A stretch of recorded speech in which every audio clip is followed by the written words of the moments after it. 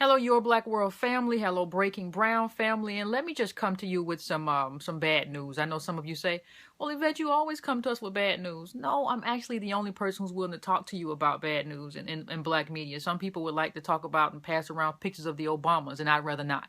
So that's kind of where we are. The NPR study found that there are fewer black men in medical school in 2014 than there were in, I think it was 1978. Now think about that. Fewer black men in medical school in 2014 than in 1978. Now, when you think about that, I want you to also think about this.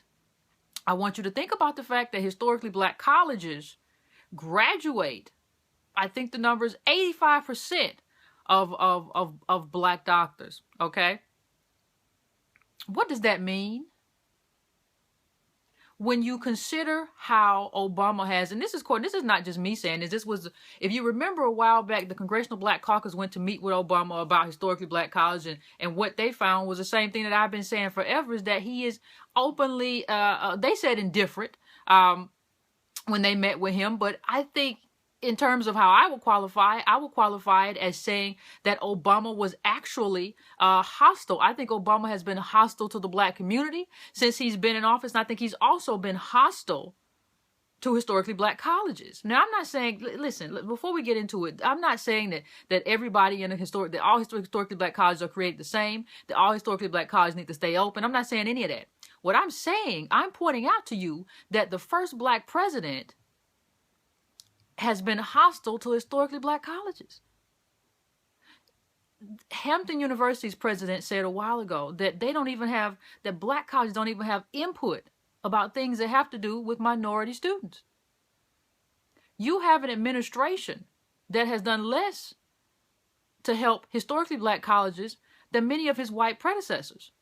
Even Ronald Reagan signed an executive order to help historically black colleges, and he didn't even get the black vote. So what the point I want to make here is that this is the last time we're going to see this. What's happening right now, and I'm not saying Obama is totally responsible for the low number of black men in medical school, but what I'm saying now is that he didn't do anything to help. And what's going to happen from now on is that these chickens, Obama's chickens, are going to continue to come home to roost, because what you're going to have is that after Obama's gone, I don't care who's in the White House, I don't care whether it's Hillary, or because I can't see Donald Trump or Jeb Bush making that. But what you're going to see is that whoever the next white president is, black people are going to come to the next white president and ask for help. They're going to say, please, white president, help us with these historically black colleges. Please, Mr. White President, or Miss White President, Mrs. White President, can you help us with welfare? Can you help us with mass incarceration? And that white president, can you help us with unemployment? All these, they're going to come hat in hand. And what's going to happen is the next white president is going to say, listen, you didn't ask anything of Obama. Obama did more to decimate your colleges and communities than I did. And you didn't ask anything of him. What are you here for? You know, that's what's going to happen. That's what's going to happen. And that's what we're faced with because of what we've allowed, Obama to get away with. You look at historically black colleges, they also graduate, I think it's 80% of black judges. They also graduate, and they're only 3%, historically black colleges are only 3% of colleges. Think about that. They're only 3% of colleges, and they graduate that many black judges.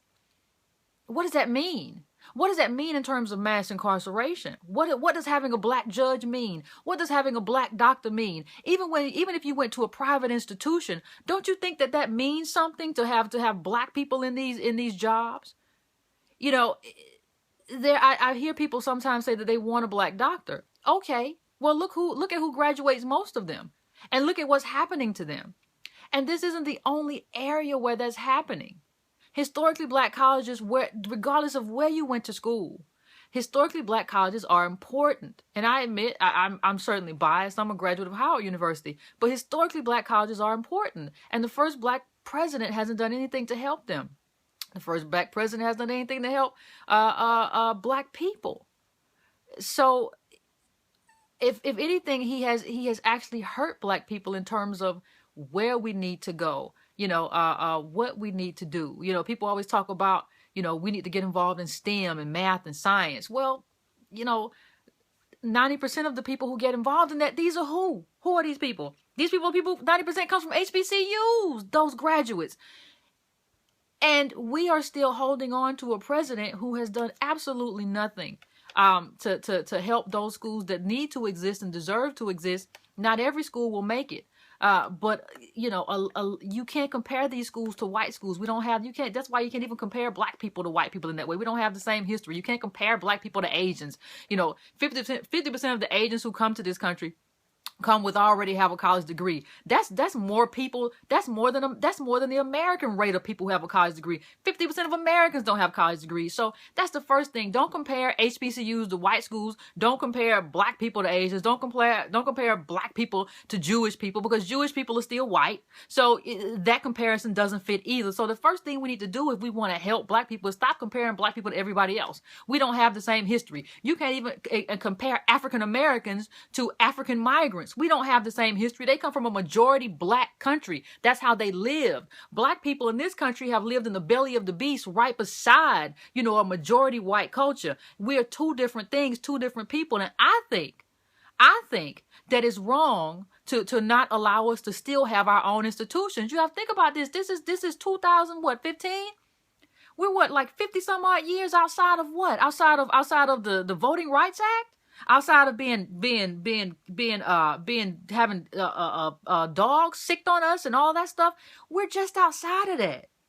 And so I think the idea that we need our own institutions is, it doesn't even seem like a radical idea to me. And I think the idea that our first black president has probably done more than any president in recent years to decimate those institutions is problematic. And I think that the new data about the number of black men in medical school just goes to that point. And I think as time goes on, well after Obama's gone, you're going to see his legacy of continuing to disenfranchise black people. And I think Glenn Ford of Black Agenda Report said something very important. He said Obama isn't the lesser of two evils. He's the most effective evil. And I think that's true. Obama has gotten away with stuff that a white president could not have dreamed of getting away with. And so that's why he's been so important to empire. And that's why he shouldn't be important to me or to you, because he doesn't have our best interests at heart. He's Wall Street's president. And so I think we should grapple with that. This is just the way it is. Nothing we can do about it except acknowledge that we made a mistake and move on.